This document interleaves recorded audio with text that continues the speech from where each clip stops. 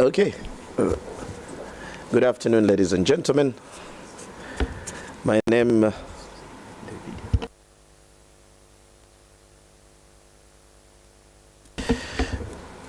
good afternoon, ladies and gentlemen. My name is Fabrice Rulinda. I'm going to be your moderator for this afternoon. Our topic, which we will be discussing, commercial diplomacy, Uganda's achievements and lessons learned. I will have two guests today. One will be His Excellency Dr. Aziz Ponari Mlima, the High Commissioner of the United Republic of Tanzania to Uganda, who will be live to answer my questions. I will also have His Excellency Eli Kamhanje Kafero,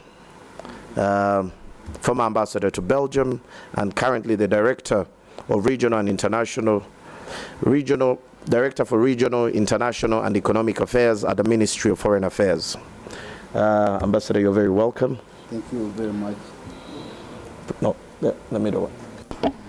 Thank you very much, Your Lordship, the Mayor of Entebbe. I'm glad to be here with you and to also meet you. It's a great honor for me. I love how diplomatic Ambassador is.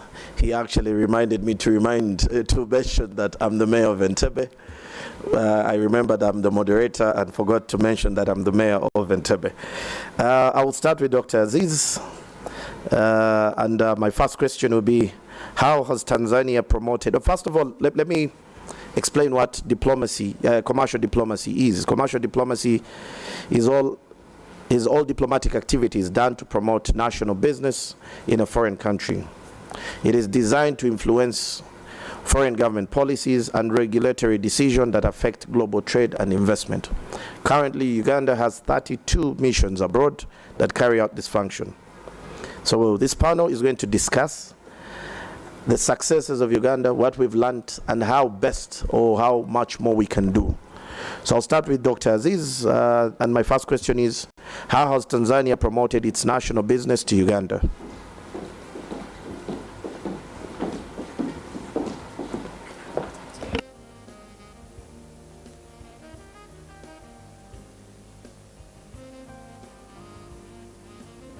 My second question will be, what aspects of influence commercial diplomacy and how much is its policy implemented? What roles can the regional blocs play in order to facilitate commercial diplomacy? And how has the integration of the East African community been successful in this regard? And the last one will be, how have there been any challenges with implementation and how can these be rectified?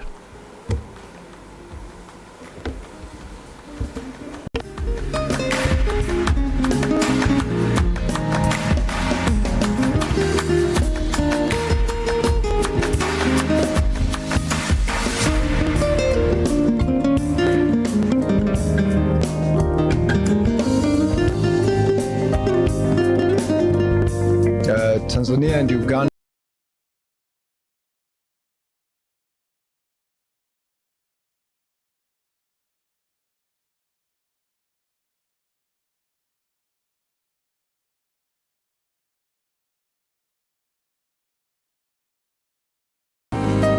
across the board, from political, international, bilateral relations of the two countries, and address the issue of politics, relations of the governments, but also address the issue of the economy and others. But also we have what we call Joint Business Forum, which we started it with Ambassador Richard Kabonero while he was the Uganda High Commissioner to Tanzania back in 2019. We had the first meeting in Dar es Salaam, and this Joint Business Forum brings together the private sector of Tanzania and Uganda. And we are fortunate enough to have the two presidents attending it, and the business community of Uganda and Tanzania. At that time, it was President Yoweri Kaguta Museveni and late President John Pombe Magufuli who chaired those meetings. And the issues which were discussed of interest to the private sectors and the challenges they are facing during the commercial interaction between the two countries. And by discussions, then we identify the problems, and then the government sit together and try to find solutions to them. And that's where the JPC came in. So the private sector.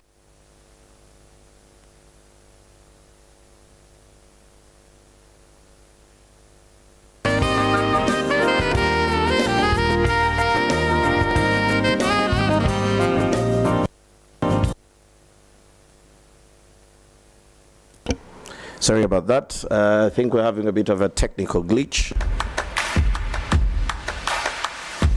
All right. Are you ready? You ready? Okay, please.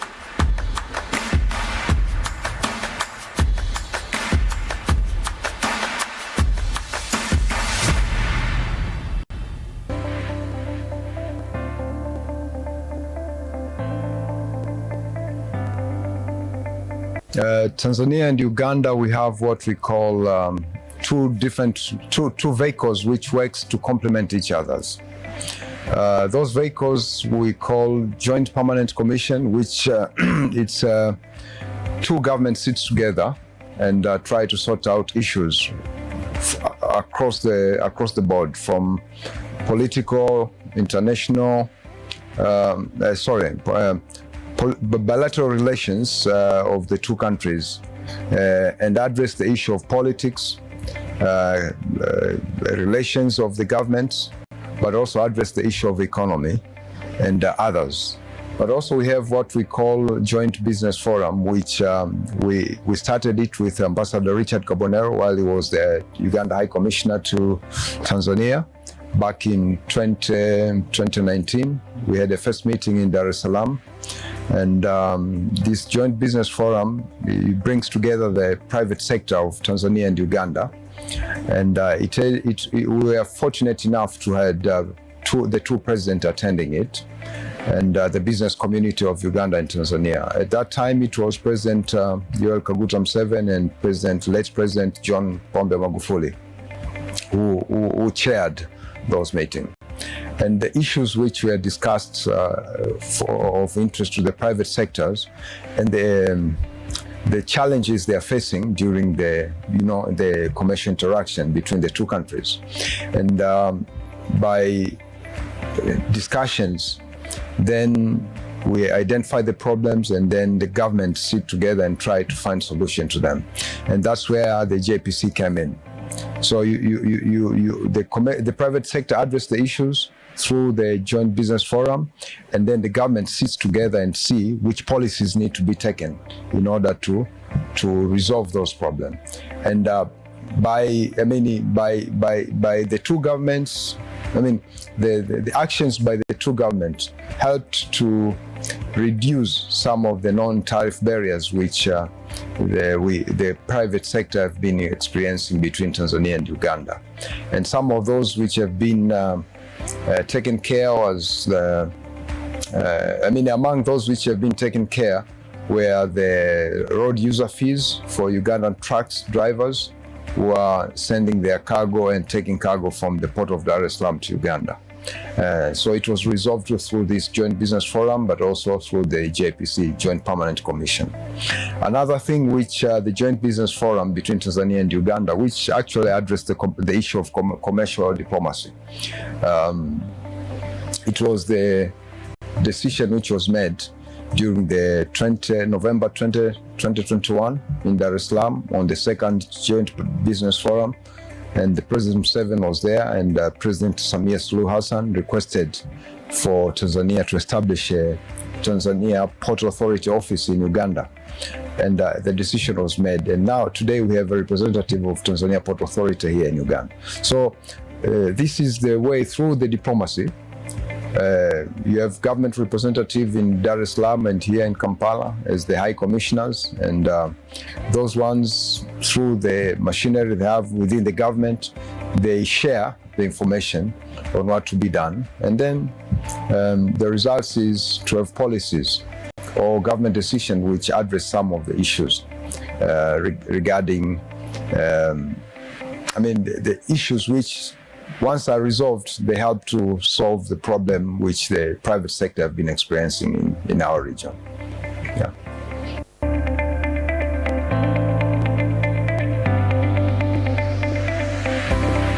If two governments have cordial relationship, which Tanzania and Uganda have very good relationship, since the time of independence, we had, the first East African community, and then it collapsed after 10 years from 67 to 78, somewhere there.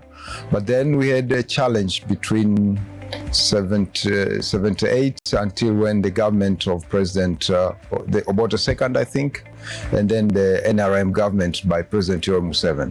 So once you have a very good relationship and stability, peace and stability, then it's very easy to do trade.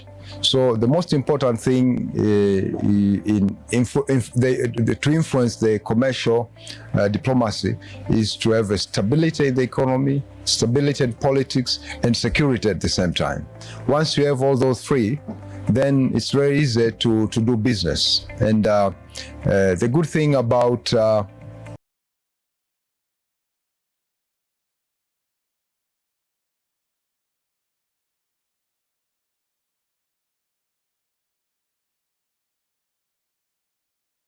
in terms of influencing the commerce.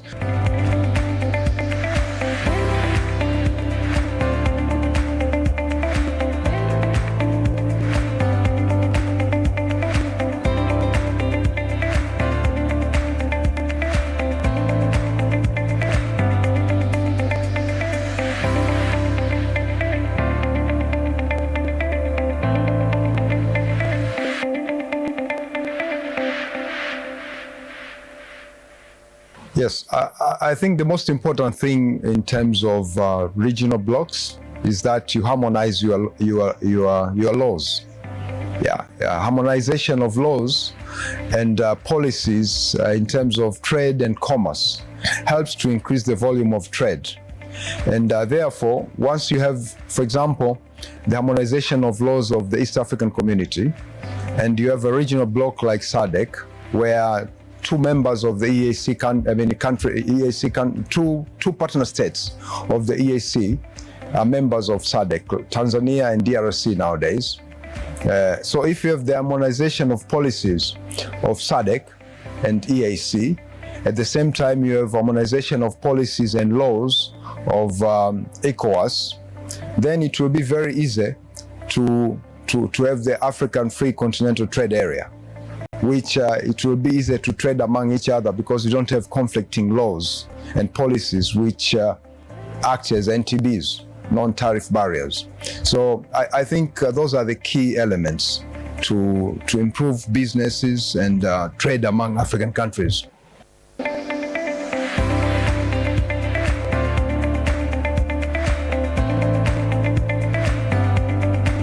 Because the most important thing in all this, we must have a limited nationalism, economic nationalism.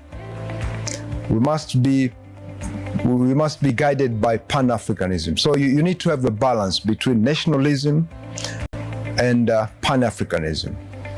So the moment you have policies which looks at the national interest, but at the same time looks at the bigger picture of the Pan-African or all these regional economic blocks works together to achieve the goals to improve trade and commerce within the African continent space, then we'll be in a better position because these regional blocks will be working together toward achieving that. The volume of trade among African countries is very small compared to the intra-European trade. The intra-African trade is very small because we have so many issues. Infrastructure is not well connected, poor infrastructure in that sense, but also some of the laws we have and policies are not working together. So I think the most important thing is to make sure that we have social infrastructure, physical infrastructure, but also policy infrastructure which support trade and commerce within the African continent. I think by doing so, we'll be able to boost our volume of trade and everything else. Thank you very much. Yeah. All right. Thank you very much, Ambassador. Ambassador Eli, let's have a conversation. First of all, what is commercial diplomacy?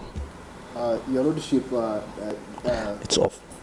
Your Lordship, the definition you gave was a very exact definition of what commercial diplomacy is. But I'll just add one thing, that if in this commercial diplomacy, like you pointed out, it aims to ensure that, first of all, you get commercially viable and positive areas that will be able to enable your country to be able to trade. And they are looking at how best these goods can be tradable.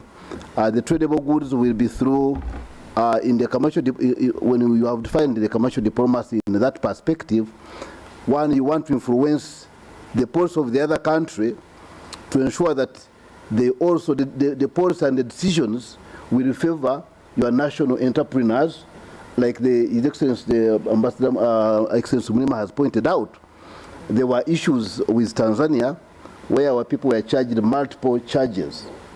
They were actually paying $500 to move goods from the entry border to Dar es Salaam. Now, when we met, they were influenced, so they were able to now change, and they had to change. The policy had to change because it had. When we met in April, they said you have to wait because the laws had to be in place to ensure that they would be enacted at the beginning of the financial year. And today, our people are paying only $152 from 500 to 152 per truck. So you can imagine this is a very big margin, a very big margin. So therefore, those policies that in a commercial diplomacy, you are pursuing policies that try to influence the foreign policy of the other country and also the decision, so that at the end of the day, it is a win-win situation, because as you are influencing them to change their policies to favor yours, yours are also being influenced to ensure that it favors them. Yes. And I state this, for example, that the Ugandan business community here was saying that, yes, we should now stop the rice from Tanzania coming into Uganda, because as you are all aware, today Tanzania exports rice to Uganda worth $1 billion. That's big amount.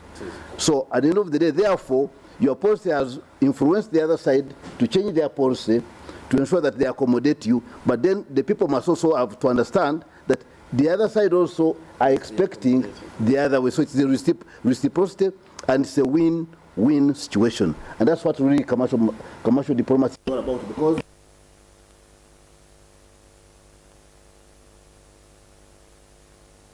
in commercial diplomacy, you are trying to ensure that, first of all, in commercial diplomacy, you increase your exports to the other country. So therefore, you are looking at the policies that will favor your country to be able to export, because there are many issues that are involved. Two, you are also having to ensure that you are going to attract foreign direct investments from the different countries. So you ensure that you are talking to these people to ensure that they send investors to your country. But as they send investors to your country, you know that you also have obligations. Most of these countries will ask you, if a country is sending investors to your country, they will say they want an investment treaty with you. So you'll sign an investment treaty. That investment treaty will ensure that it's protecting the investors from that country.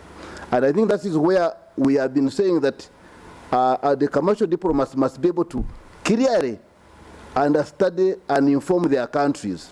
Because if you are not careful, you will get an investment treaty that will not be favorable to your people. You could have an investment treaty which states, for example, that in case there is a dispute, then that dispute has to be resolved by the policies of the sending state, of that investor. At that time, you'll find that you have a problem. In case there's a conflict, it will go to the other side. So you have to ensure that when the investment treaties are brought on board, you study these investment treaties to ensure that those investment treaties must be able to account and favor your national interest. And then the other area that we talk about when we talk about economic and commercial diplomacy is attracting tourists. His Excellency the Ambassador Mulima has pointed out that one of the most important things that you must sell outside if you are looking for tourists is peace and stability. Regional peace and stability is very key to attracting tourists to your country. In a country like Uganda, we have been selling peace and stability, and also we have also been selling regional peace and stability, and that's why you've seen that Uganda has participated in all the regional groupings that have been aiming at ensuring regional peace and stability. And most of you understand the policy by our president is that regional peace-led strategy, and which everybody has now bought into. Initially, people were not buying into it. Now people have started to buying into it, that regional peace strategy is to ensure that at that point, if anybody is coming to help you, first of all, it must start at the regional level. If there is a problem in South Sudan, the South Sudan people should be able to ask the neighbors. The neighbors should be able to come in. And in case the neighbors come in and they find that they also need assistance from elsewhere, then they should be able to invite the outsiders, but the outsiders should be able to come on your terms and to be able to help you. Particularly it would be in terms of logistics. So, and that's what we have been calling regional peace-led strategy, whereby Africa should be able to find its own solutions. And we believe in that way we can be able to be stable. And once we are stable, we can be able to attract the tourists. Then, Your Lordship, I also wanted to say one thing. There's commercial diplomacy and economic diplomacy. And these are two terms people have not been understanding. On economic diplomacy, we have been saying we are trying to attract investors, we are trying to attract tourists, we are trying to also ensure that our goods go to the other countries. But on economic diplomacy, that's where a country like Uganda has been moving out to mobilize external resources for national development. And in mobilizing the resources, we have been taking two strategies. One, the first strategy is to negotiate with our development partners. That one has been on a continuous basis, because every year these development partners change their strategies, and every year there are so many people who demand for these resources. So you are all competing outside there in the international community, in the international arena, and so you have to be able to present yourselves. You have to be able to negotiate with these people to be sure to tell them that this is where these resources are going, and once these resources go into these areas, they are going to be effectively be utilized. So external resource mobilization has been one of those components that we have been working out. And then on the other side, we have the developed countries. When you are getting the external resources from them, these development partners also, they will utilize economic diplomacy as foreign policy instruments to influence you, to influence your decisions, and also to ensure that their strategic interests are also taken care of. You all know that, for example, that the U.S. has been using their economic diplomacy to ensure that countries do what they want. You heard of AGOA. AGOA was here for Africa, but you have to comply with so many things, including some of the things that we did not want. For example, you know that you have issues of LGTB. That was an issue, but Uganda had to explain herself that yes, in Uganda we do not discriminate against the homosexuals, the lesbians, but the issue that Uganda was pointing out was that we do not promote. But on the other side, then on their part, of course, the US has been utilizing economic diplomacy. Sorry, Ambassador, I think my question here would be our approach on diplomatic, commercial diplomacy. Yes. Is it actually, our approach, is it working? Is it effective? Or are we still playing at everyone else's terms but ours? Because like you've mentioned, if we have to explain ourselves, you've mentioned, for example, that's a good one that you've put out. If someone is our partner and is saying, my partnership with you is on my terms, you have to accept this, regardless of your moral standing or your collective standing. Is our diplomatic approach working? Has it been effective? And what is our approach? If for those that are watching, or for the audience, what is our approach, and is it actually effective? It's effective because, like we say, in any negotiation, the outcomes, the final outcomes, are always have to be negotiated. And at the end of the day, the outcomes is not what you may want, because you are already negotiating. The other side is putting its demands, you are also putting your demands. So at the end of the day, what happens at the end are compromises. Compromises to ensure that at the end of the day, your national interests are taken care of and are not compromised. But in somewhere, somehow, it is a compromises that you reach, but which do not disadvantage you. So right. It's the win-win situation. Right. Ambassador, but the other thing that I would like to ask, what products, you've talked about peace, regional peace and stability, which is amazing. What other products, as Uganda, are we promoting outside? Thank you very much, Your Lordship. It's quite interesting, and I think people will be surprised on the products that I'm going to mention. The other product that we are mentioning is a large market. The Ambassador of the High Commission of Tanzania has pointed out that when you are looking for investors will be looking for a large market. If an investor comes into your country and invests and his products cannot be able to be bought, he's not going to come, because they have to calculate all this. So we have been selling a regional market, a larger East African community. Now today we have what you call the African Intercontinental Free Trade Area. That is a market of 1.3 billion and a market also of 3.4 billion US dollars in terms of the GDP. So when you are trying to attract the investors, you say you are coming into this country, but you are not coming only to Uganda, you are coming to the East African market for now, and at the end of the day, you are going to also come into the Intercontinental Free Trade Area. So these investors will come because they know that they have a huge market for their product. And today, one other thing that we are saying as Africa is that you are coming into the African continent, and all the raw materials you require are all in Africa. Most of you will know that today, the only continent that has all the resources that you require to produce any product in the world is Africa. So Africa has the resources. And two, the other thing that we have been saying is Africa has a useful population. Young, useful, educated, and also trainable. Now, this is a very big factor which they do not have on the other side. So you are saying, if you come, the labor is there, it will be cheap, but also skilled labor, educated labor, and trainable labor. That's one other aspect we have been saying. The other area that we have been saying as a country is the excellent fertile soils that we have in Uganda. The excellent fauna, that is the plants and the flora, the plants. Those are quite unique. People do not have them. In terms of tourism, for example, Uganda has been saying that if you come to Africa, it is Africa condensed. What do we mean by Africa condensed? That, for example, if you have been coming for safari in Kenya, safari in Tanzania, safari in South Africa. If you come to Uganda, there's exclusivity. You'll be able to have the safaris, but then you'll also be able to have a few exclusivity in terms of, for example, coming to also watch the mountain gorillas, which are only found in three African countries, only in 3 countries in Africa, in their natural environment. That is Uganda, Rwanda, and DRC. Then you also have the chimpanzees, which are also found here.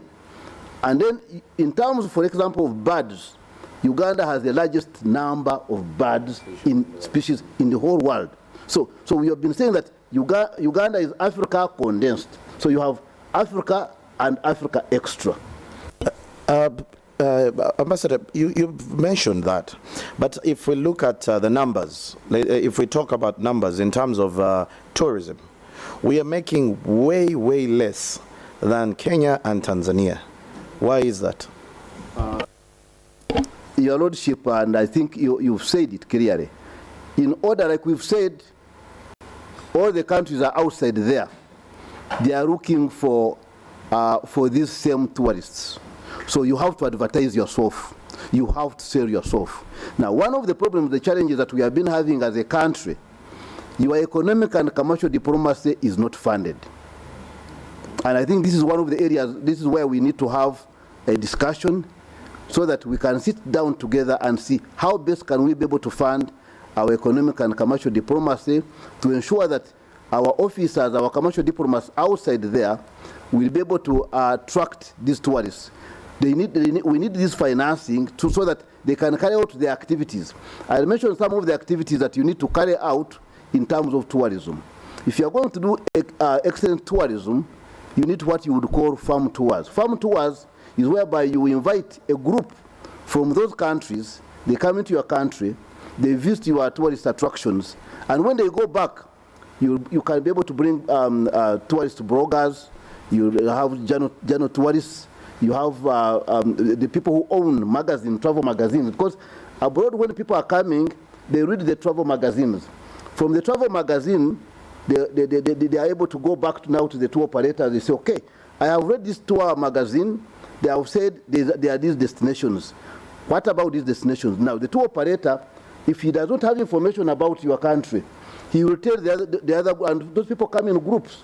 They will tell them that, no, we don't have that country on us. So what you need to do is to advertise with the tour operators in those countries, the major tour operators in those countries. You advertise on their platforms. Once your information is on their platform, when they reach, they say, yes, they say, yeah, we have a country called Uganda. It is one of those areas with exclusivity, and people are willing to come to Uganda. So we have not advertised ourselves. We are a very beautiful country. It's like having a very beautiful girl who is a princess, but she's only has put on rugs, and she has not bathed for years. She's dark. She's not seen. But if you can be able to clean this princess, dress that princess, people will wonder. They will say, "What a princess!" So Uganda is beautiful. Ambassador, did you just call us dirty? No, I'm not saying that. I'm saying we are not. No, I understand. In terms of digital transformation, yes. They've been with KTA. I have actually been pushing for what I call smart cities, and I've been really trying with the Ministry of ICT to turn Entebbe into a smart city. In terms of digital transformation, where do you see smart cities helping, and how do you think they can help with this commercial diplomacy? Thank you very much, Your Lordship. Because when you talk of smart cities, there are certain criteria, characteristics that you talk of a smart city. In a smart city, you are looking for a city that has adequate supply of water that is clean. You need to have ICT and interconnectivity in that city. You also need, in that city, you need where there is the sanitary issues are very clear, and waste management is real. Then you also, people in the smart city, they are looking at how best you can be able to have accommodation that is clean. So you need accommodation to ensure that even the poor ones are accommodated. So cheap but affordable accommodation. So So you need, for example, to move away from these bungalows, these small houses, to be able to do sky rises. So because you can be able to accommodate very many people in a very small area, so that you have all the amenities that it takes to have people live a decent life. Now, and I think that's where we have been saying, if we can begin the issue of twinning cities. When I was in, like we discussed, when I was in France, I twinned KCCA with Strasbourg, and you have been seeing their programs going on. So most of these cities in Europe are interested in twinning with African cities. And I think it would be very good, because if you twin, then you look at those aspects that the other countries are looking for. And then we'll be able to see how we be able to work together. So I think now that you have mentioned it, we are going to ensure that we tell all our missions abroad to ensure that at least we identify the cities in Uganda, and we are going to assign our missions abroad to ensure that at least each of the cities in Uganda gets twinned with a city in Europe and in Asia, so that we can be able to twin these cities. And in these smart cities, because in these smart cities, that's why you are talking of innovation and technology issues coming in. And these countries are willing to come and work with us. Some of them are even willing to even send their people to come as volunteers, so that they can come and sit down with the city planners, and then they see how best you can be able to work together in that area to create smart cities. Ambassador, other than funding that you've mentioned, what have been the other challenges that you've faced in implementation of commercial diplomacy, other than just funding? Yeah, Your Lordship and the audience, one of the main problems, and where we need to have a discussion, and we need to discuss openly and concretely, is that Uganda has been negotiating for markets. We have negotiated for markets. I'll just give you a very simple example. Recently, in February, we were in Dubai, in UAE, and we were given an opportunity to supply 5,000 cows to UAE per month. Uganda was not able to supply the 5,000 cows. Then they came down, they said, can you supply 1,000 cows per month? We were not able even to supply the 1,000 cows. They wanted us to supply to UAE 100 tons of beans. And they were able to give even the sample of the beans they wanted. They wanted what they called kidney beans. 100, they wanted to start with 100 tons. So we failed to supply 100 tons. They said, okay, can you supply 50 tons? We were not able. So the problem we have been having today, we have Qatar. Qatar has come on board. They are saying that they want our meat. So the issue we are looking at is, can Uganda be able to avail the cows? Can we be able to get the cows, the sheep, the goats? Sorry, Ambassador, we are failing because we don't have the numbers, or we are failing because we don't have the standards? Lordship, this time around for these markets in the Middle East, originally we thought it was a question of standards, but we found that the standards were meeting the standards. The problem has been that of numbers. You see, the numbers, and I think that's where we need to have a discussion. The main problem has been lack of coordination among the MDAs in Uganda, the institutions. Because the Minister of Trade is responsible for marketing and Foreign Affairs. They're responsible for marketing Uganda and getting those markets. You will go and negotiate for the markets, but the production is supposed to be done by the Minister of Agriculture.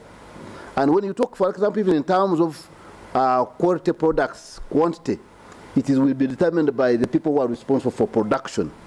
And that's why we thought that, I think His Excellency the President has done a very good thing in uploading the parish development model. We are hoping that the parish development model is going to be a vehicle that can be able to resolve some of these problems, because that is the lowest unit of production. So if the Minister of Agriculture does that to ensure that at the time of production, from the time you are producing, even at the time of sowing that seed, you know that you are sowing that seed with the market in mind. You know, this is the market we are looking for, and this is the seed we are going to plant. And the Minister of Agriculture in Uganda is completely qualified, technically 100% competent to be able to do that. So the only thing that has been lacking, I think, is coordination. So if only we can work on coordination to ensure that these issues are done Uganda will be able to realize the potential that we have been talking about, particularly in the agricultural market. Your Lordship, you might know that today, Uganda has could have a comparative advantage in agricultural production, and we can do agro-processing. When we are talking about the intercontinental free trade area, Uganda could supply the rest of Africa with agricultural products, because most of the countries in Africa are net food importing countries. I don't know how many people have realized that Africa continent is the only continent that is considered to be net food importing continent. Yet we have abundant soils, we have abundant rainfall, fertile soils. A country like Uganda could be able to supply this, to fill the gap in the whole of the African continent. And that's why we were hoping that the African market is actually sufficient for Uganda. And that's why we think that the Africa Intercontinental Free Trade Area is a big thing for Uganda, and we need to work towards it. And that's why the private sector in Uganda, we must thank the private sector in Uganda.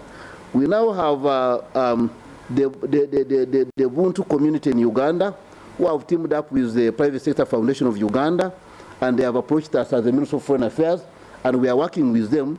They are trying to arrange and organize the first Africa Business Forum, which will bring all the African business leaders together to discuss how best you can be able to implement the Intercontinental Free Trade Area, to see how best we can work together.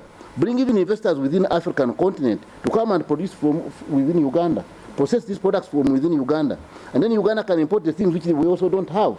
So if we can do that, and if Africa can work together to create what we would call Africa import substitution, that can work so that Africa can be able to produce what they can be able to sell to Africa.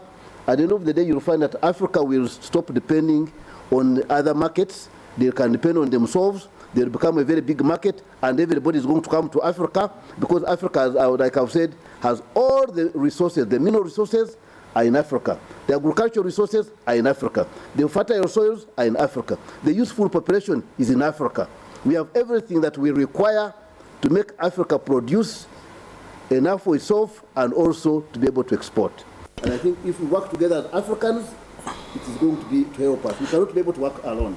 All right, Ambassador, let me ask, how is Uganda promoting its national businesses, and the national businesses, and how are we helping as the Ministry of Foreign Affairs? How are you helping, and in other continents, our national businesses and our products? How are we promoting them? Thank you very much, Your Lordship.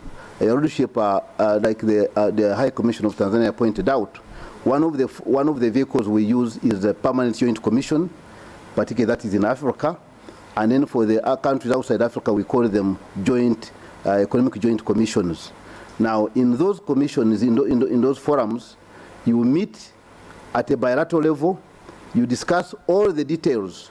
If there are any issues that are pending, you have them resolved. So we use that one as one of the vehicles to be able to discuss the opportunities, the challenges, and the solutions. Then the other area where we have been promoting the country, Uganda participates in the expos.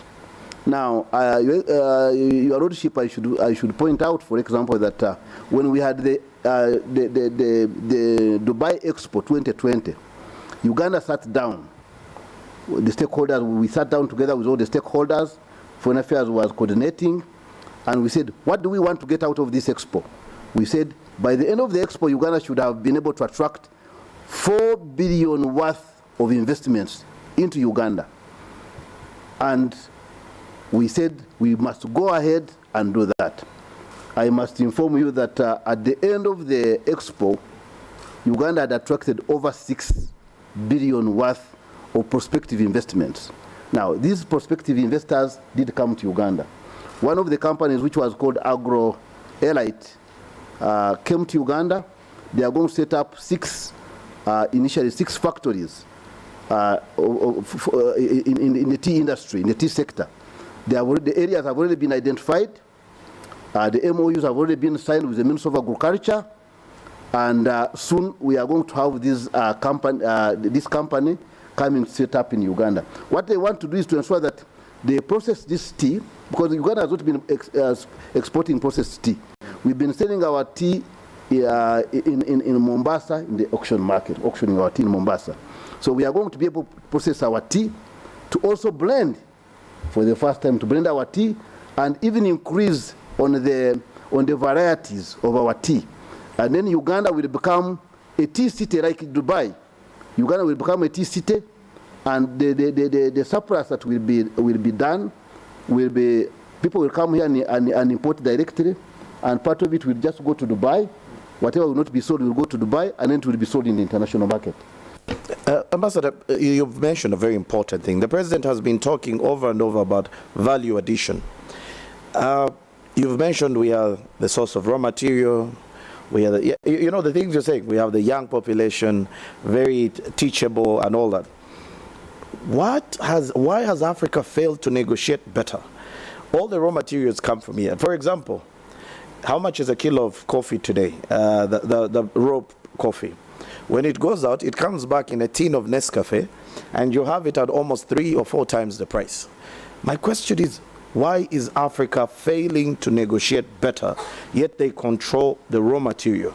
We are playing at other people's terms instead of us controlling the narrative or controlling the prices for our raw material. Thank you very much. You see, in terms of Africa negotiating better or not better, I think Africa has done its best. You see, by the time, for example, by the time most of the African countries joined the WTO, these agreements had already been negotiated. So all Africa did, they found these agreements were already in place. But I think the only way that Africa can be able to do better for itself is to be able to work together, like I've said. We harness our resources together. And like now we are saying that we are a huge market. We are going to attract these foreign investors. If Africa can be able to produce what they want and start selling to each other, the only thing that actually we need in Africa today, like I've said, we have surplus food in one place, and the other side is hunger. It is interconnectivity. And I think this is what the African leaders said under NEPAD, that Africa connectivity is a must. And I think that's what you have also been saying. Yes. Interconnectivity is very, very important. Physical infrastructure and also other infrastructure that the ambassador, the High Commissioner of Tanzania was pointing out. So if we can be able to work together, you know, you see your lordship, there's nobody who's going to bring you technology. Technology, you cannot be able to demand for technology, but you can negotiate for technology. How do you negotiate for technology? If your terms are good, your investment climate is good, these people are going to come. If they find that they can be able to produce in Africa and supply the rest of the whole of Africa, these investors are going to come. Once these investors come here in Africa, they produce, it will go to Africa. And Africans themselves can be able to be their own, themselves investors. Because we don't have to, foreign direct investment is not from Europe or from Asia.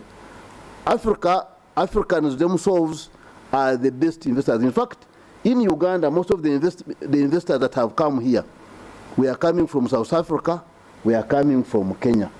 These were major Asians that had come to Africa, the Europeans that had come to Africa.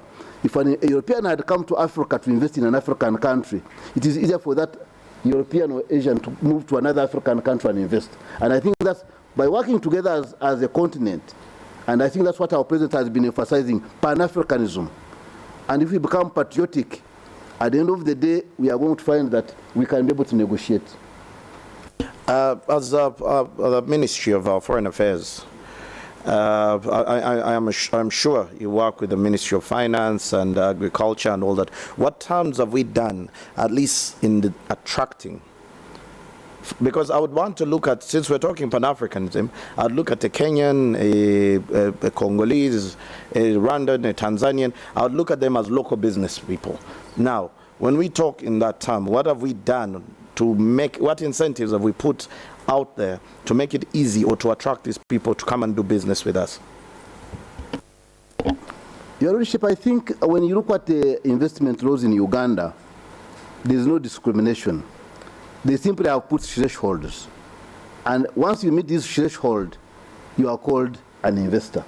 In fact, even if you are Ugandan, if you reach a certain threshold, you are also called an investor. There's no discrimination. So the person with a duka in my village, or the person in Chitoro in Entebbe, is not an investor? Based on the threshold, that because they have put a threshold. So if you don't meet that threshold, you are not an investor. But if you meet that threshold, you are an investor. And what they have actually done, the threshold for the local investor is lower on a comparative basis. Okay. So the laws are not discriminatory, and I think it is because people have misunderstood. So I think that's also the awareness that the Uganda Investment Authority should be able to carry out. I will call on the Uganda Investment Authority to do that. Okay, Ambassador, again, I'm asking the incentives, because I'm sure there are people watching us out there, because this is also online. What are the incentives that we have put out there? That, I mean, why, for example, if I'm going to look at the comparative advantages, what are the comparative advantages of Uganda? What do we have out there that a person shouldn't put their money, for example, in Rwanda or in Tanzania and bring it to Uganda? The advantage that we have in Uganda, I think, for example, like the president has created what we call a pathogenic economy. And I think this is one of the areas we should look at as very positive, a positive step that has occurred. You know, Uganda is now able to produce the pharmaceuticals, and they have now, Uganda Investment Authority has been able to set up an industrial park for pharmaceuticals. Much as we are still importing pharmaceuticals, and then they have also put up the free zones. Uganda is also putting up free zones. The other day we were taken around to the free zones and we went to the airport. We were impressed. They are building the, once again, we were very grateful that our people in uniform, the UPDF, NEC, we are not having outsiders constructing the facility at Entebbe. It is by our NEC. It is quite exciting. When you reach there, you don't want to believe it. So the indigenous people have built the capacity. Now, if the structures at the airport are done, because you are trying to set up, if you are going to export, you need cold storage facilities. Mm-hmm. Without cold storage facilities, a cold storage chain, it will be difficult for a country like Uganda to export, because you need to export these products when they are fresh. Like for meat, for example, you need to freeze that meat for some good time, some many days before you can be able to export it. So you need those facilities. So Uganda has started, this is a very good step forward, set up the infrastructure that is required to enable Uganda to export the vegetables, the fruits, the meat, and these other products that we can be able to export. So we think we are on the right track. Uganda has begun, and so only that I think we need to carry out sensitization on what is happening, and also encourage more people to just to come in. Okay, maybe I could take a question or two from the audience, if any. Do we have any questions? Okay, I think there's a microphone over there.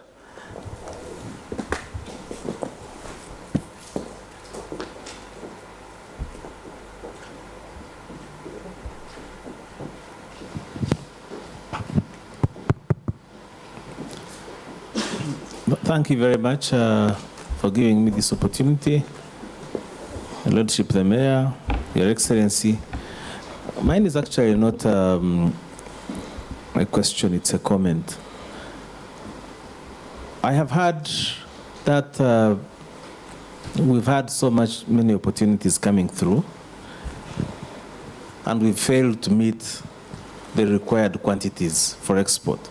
The example, case in point, was the issue of meat that you raised.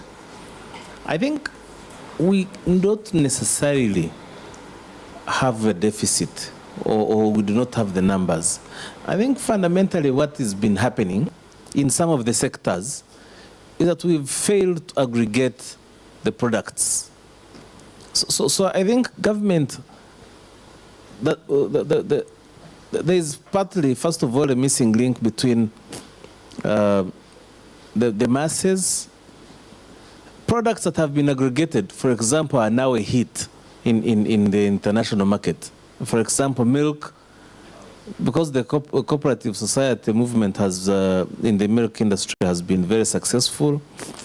Maize, the Uganda Grain Producers and Exporters Association is doing very well. That's why there is maize as an issue. Flowers, the Flower Exporters Associations are there, and they're doing very well. So I think we're now seeing really a very serious linkage between aggregating products and cooperative systems or associations helping or facilitating export. I mean, the milk now that is becoming a hit on the continent, the Ugandan milk, comes from the same cows that we seem not to have, yet we have. I am one of those that are in production in that sector, that's why. And we are grappling with prices. When you tell me that we do not have enough to export, I don't agree. Because just as I almost mentioned when Ambassador was saying this, I almost said, I think you even have those cows that he needs. Yes. The numbers are there already in your farm. So. No, certainly not one person, but aggregating. It's that we do not have aggregated processes where farmers can come together and bring their products together and for the market. So in terms of policy, I think we need to take care of that aspect. Thank you. Thank you so much, Justice. Ambassador, the other thing, just to add to what Justice talked about, we can't honestly be failing to produce kidney beans with so much land that we have that is not even being utilized. I think he has mentioned policy, the different stakeholders, that is the Ministry of Agriculture, with the Ministry of Foreign Affairs and the Ministry of Trade, need to look at, for example, if I have land sitting in Mubende that's not doing anything, how has the government come in and told me, you know what, you can utilize this land, we can give you seeds, we can help you with machinery, you grow at a mass what we can produce. And what also scares most of us is, like you talked about, I am growing beans, but to put them where? Because if I said I have grown 100 or 50 tons of kidney beans today, where am I going to sell them on the Ugandan market? So, like you talked about, one, this information may not even be out there. People don't know that there is market, say for kidney beans, in Dubai or in the UAE, like you've mentioned. People, the cows, I honestly don't think we can fail to produce, to have 1,000 cows sold to the UAE. But who are we approaching? Who have we talked to? Has this information been shared with actual farmers? Have we showed them that this is the way that they can go? Have we actually given them the need that is out there? Because there are people who are struggling with their animals, with the things that they've produced. I go and produce kidney beans. Afterwards, I have to also struggle to have storage for them. Afterwards, I have to struggle to look for market. So people have gone into what they think is familiar. Just as mentioned, maize. They have been actually overly producing maize because that is the market that was told. There's a period everyone was now planting maize because that is the market that they've been told. Now, can we work together with these farmers? Can we actually have sharecroppers and say, you know what, there is market for it, produce it, and in 3, 6, 7, 9 months, you have, this is the market, this is where to go, these are the contracts, go and produce. Your Lordship, I think you are right, and I like the comment that was given. These products are there, but aggregating them is the problem. And I think that's where we need a policy on that. I think, and I like this symposium because in this symposium you are saying that we want to see where there are gaps and how best can we be able to bridge those gaps. So and I think particularly in this case, since Uganda is an agricultural country, we need strong coordination by the ministries that are concerned, Ministry of Agriculture, Ministry of Trade, and like was pointed out, Foreign Affairs, so that at the end of the day, the missions abroad are going to give us the information that these are the products that are demanded. For example, today we know that Uganda's oil, vegetable oil, is so much on demand. They have said the sesame seed is equal to none, that there's no oil that is actually, apart from the olive oil, sesame seed is one of those oils that are demanded. But do we have the quantities? We don't have. For the benefit of the viewers and the followers, sesame seeds have another name here. It's called sim-sim. Yes. Please. So thank you very much, Your Lordship, and that sim-sim. So the question is, how can you help the farmers to aggregate these farmers together so that they are zoned? Because agriculture, I think, has carried out the zoning. But I think we need to go back on that policy and see, has the zoning policy worked? And I think this is where we need to take stock. If we take stock, we should be able to say, yes, the zoning is there, but it has not delivered the results. So what is the problem? So I think this is where we need to go back on the drawing board and say, where is the problem? And I think also, like it was pointed out, there is no awareness. I think the Minister of Agriculture needs to go, and Minister of Trade and Export Promotion Board, they need to go and carry out this awareness so that farmers can know what are the products. Because like that vegetable oil, the demand is there 24 hours and it will be there forever. It is increasing. And there's no way you are going to say that the farmers are going to produce the sesame seed tomorrow and there will be no market. The market is there. It will be guaranteed. So the question is, how do we get back together? How do we coordinate? So we lack coordination. We need to be able to work on our coordination mechanism. There's need for a coordination mechanism so that we are able to also be able to assess ourselves and see whether we are delivering or not delivering. Because our clientele is the Ugandan population. For us in foreign affairs, we say our clientele is the Ugandan population. You know, when we were in foreign affairs, when we were looking at commercial diplomacy, we found that there are 3 types of commercial diplomats. The first commercial diplomat is a civil servant. That one, the civil servant is non-proactive, and he sort of puts things at arm's length. He says, "I don't want to get involved in business." Then you have a generalist. A generalist is particularly the diplomat, the commercial diplomat, who is a diplomat, but he has other jobs also as well. So he says, okay, I'll do this, but whatever I can be able to. Then you have what you would call a business promoter. A business promoter is one who is proactive, and at the same time, he is interested in the client, the company that are coming to him. And he's not so much bothered about the ministry he represents, but rather the clientele, which is the Ugandan population. And when we start as a ministry, we have realized that our people were particularly civil servants. And so now we are retraining them to ensure that we have a mix of the generalist commercial diplomat and a business kind of diplomat, so that at the end of the day, we have people who are going to be able to promote the country outside there. But the problem we have, we are not producers. The foreign affairs they are not producers, but they can only relay the information. And so, but I think now we need to work together as ministries, as MDAs, and then also we need to go out to popularize these markets that are there, because there are, like you pointed out, there are markets which are seasonal and there are markets which are permanent.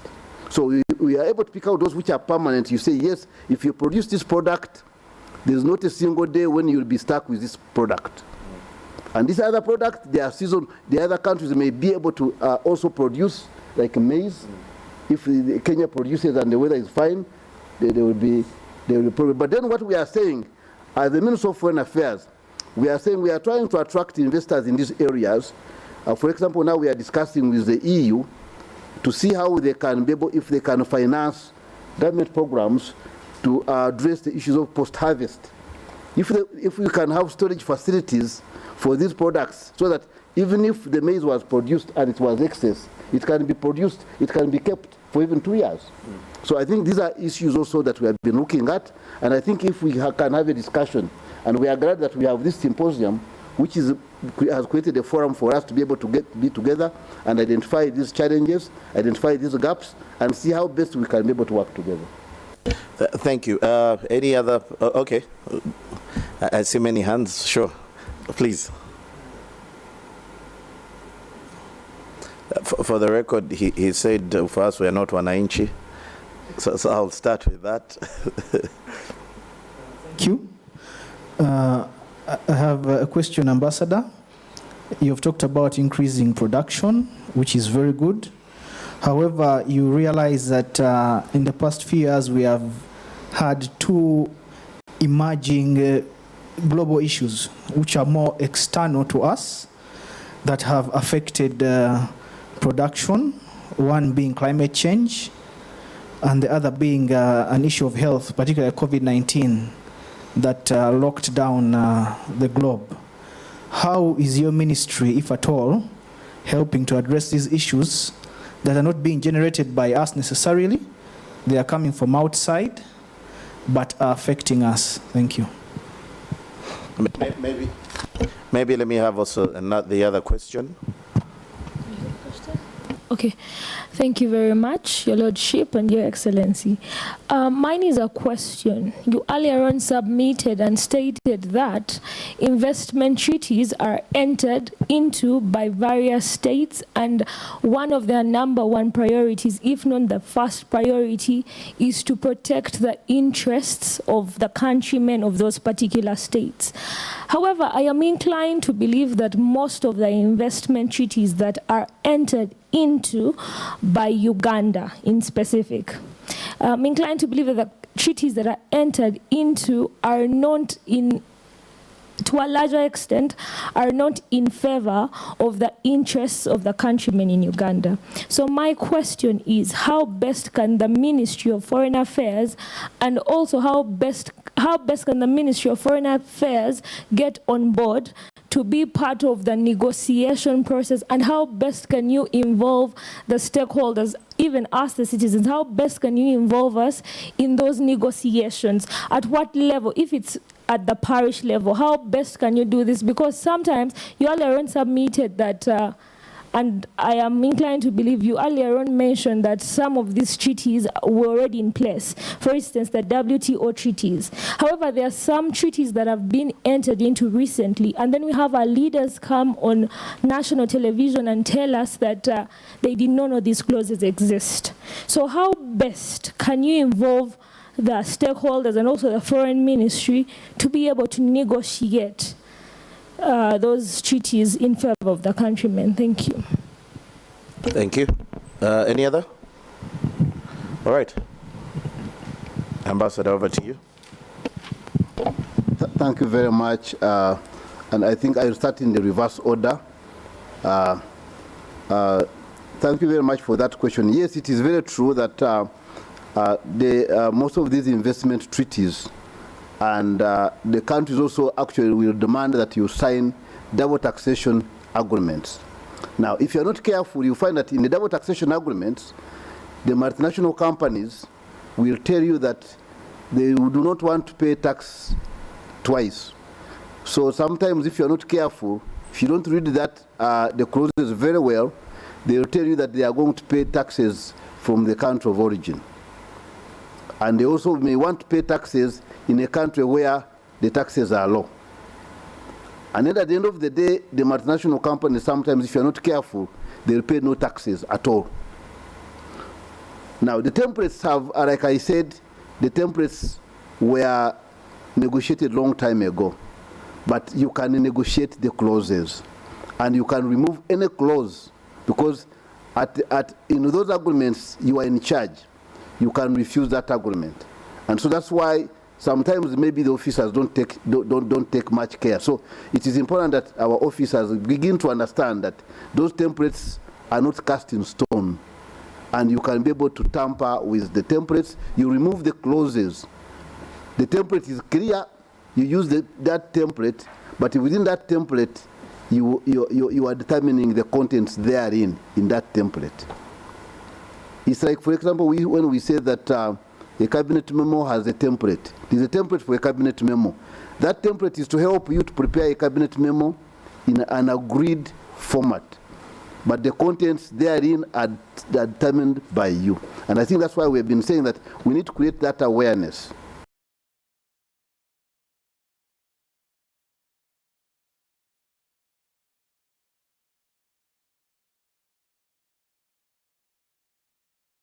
careful on the investment treaties, they will state that if there's any, if any conflict was to arise in terms of arbitration, they say the laws of the of the country where this investor is coming from should take precedence.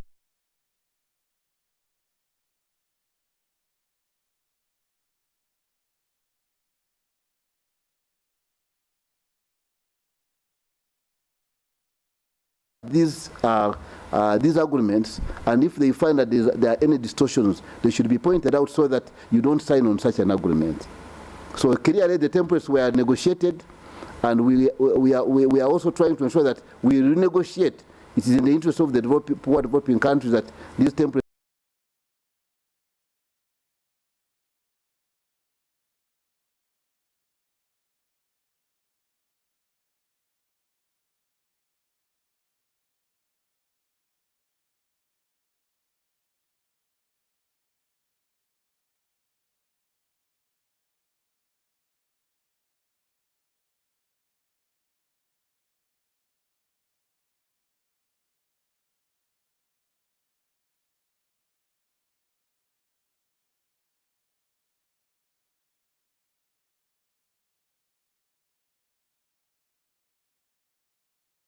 exhausted, and you prove if you are going to a third party that you have exhausted all the local remedies that were available. Now then, there was the other question on climate change and issues of health. On climate change, I think when the poor developing countries were they discussed at COP 25. It had been agreed when during the climate change meeting that the poor developing countries have not emitted carbon, and they should be able to get carbon credits. And the developed countries had pledged they were supposed to give 100 billion to the poor countries for climate mitigation. And I think this is where the countries, the developing countries need to keep reminding our developed our partners that they need to be able to fulfill their pledge of helping the poor countries to be able to receive this financing on climate mitigation. And I think then on health, particularly for COVID-19, I think Uganda has done well, because Uganda has been saying, yes, we thank you for the assistance you have given us in terms of the vaccines, but we need to develop our capacity, the national capacities. And I think what is also important is that if we can also develop regional capacities, if we develop regional capacities, I think that will also be very good. And then also if we can also develop the continental capacities, because that capacity does exist. And I think it will be important that countries work together, and if the countries work together, these are some of the areas that can be overcome. But on issues of climate, we have been recipients. We have been recipients in that area, and we were promised, they have not delivered. And the developing countries have not destroyed the environment. That is very clear. They have not destroyed the environment, but of course, as a country, and I think the country has got very good laws, because we've been seeing people being told to leave the swamps, the wetland areas. So the government has, I think the government of Uganda has got some of the best policies that are put in place to ensure that we mitigate our climate. And the issue of tree planting, I see a rise in tree planting, and I think these are all measures that government has undertaken to ensure that at least they do their part. All right, thank you so much, Ambassador. I'd like to thank all the sponsors. I want to thank KTA for this amazing symposium. It is good for Africa to have discussions. It is good for us, as we keep saying, the youth, the people, are the future. It is good to have a space where we can have these discussions. You have been an amazing audience. My name is Fabrice Rolinda, and I thank you for an amazing afternoon. Enjoy the rest of the symposium.